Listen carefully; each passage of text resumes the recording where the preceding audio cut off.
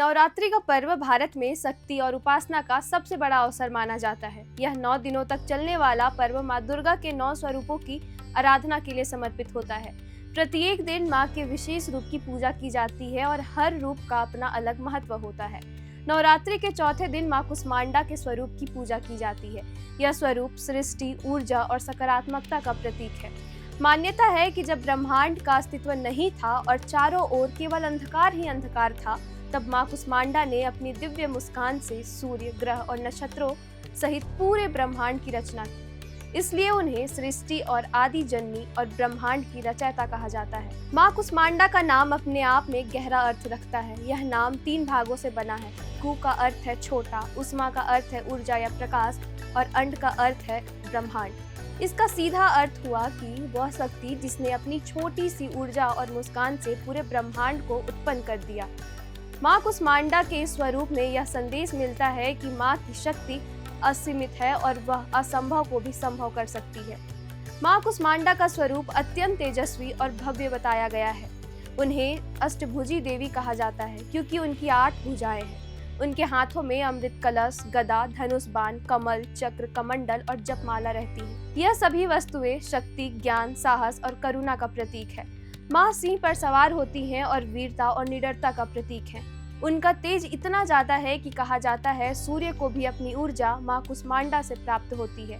इसलिए वो जीवनदायिनी और ब्रह्मांड की पालनकर्ता मानी जाती है। नवरात्रि के चौथे दिन माँ कुष्मांडा की पूजा करने का विशेष महत्व है। उनकी आराधना से जीवन में नई ऊर्जा और सकारात्मकता का संचार होता है। मानसिक तनाव, भय और नकारात्मक विचार दूर होते हैं।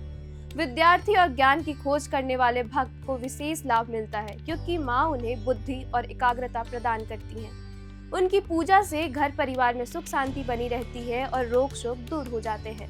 माँ की कृपा से आत्मबल और आत्मविश्वास बढ़ता है और कठिन कार्य भी सरल हो जाते हैं। माँ कुष्मांडा को विशेष रूप से मालपुए बहुत प्रिय हैं। भक्त इस दिन मालपुए का भोग लगाते हैं और फिर उन्हें प्रसाद के रूप में ग्रहण करते हैं। ऐसा माना जाता है कि मालपुआ अर्पित करने से माँ खुश हो जाती हैं और अपने भक्त को बल, बुद्धि और समृद्धि का आशीर्वाद देती हैं। इसके अलावा उन्हें सफेद फूल, गुड़ और नारियल भी अर्पित किए जाते हैं। हरे और सफेद रंग के वस्त्र पहनकर उनकी पूजा करना भी शुभ माना जाता है। पूजा की विधि सरल लेकिन फलदायी है। प्रातः स्नान कर शुद्ध वस्त्र पहनने के बाद पूजा स्थल को सजाया जाता है। माँ की प्रतिमा या चित्र के सामने कलश स्थापना की जाती है। इसके बाद धूप दीप जलाकर माँ को रोली, अक्षत, वस्त्र और फूल अर्पित किए जाते हैं।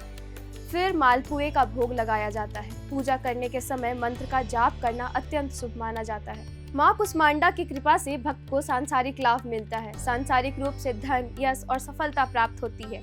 उनकी कृपा से जीवन में संतुलन और स्थिरता आती है। रोग और दरिद्रता से मुक्ति मिलती है और आयु लंबी होती है।